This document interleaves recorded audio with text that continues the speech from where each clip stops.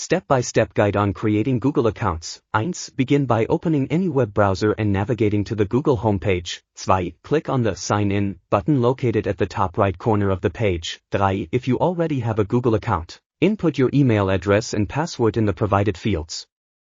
If not, click on the Create Account option. 4. Fill out the required information, such as your first and last name, desired email address, password, and phone number. 5. Choose a strong password with a combination of uppercase and lowercase letters, numbers, and special characters. 6.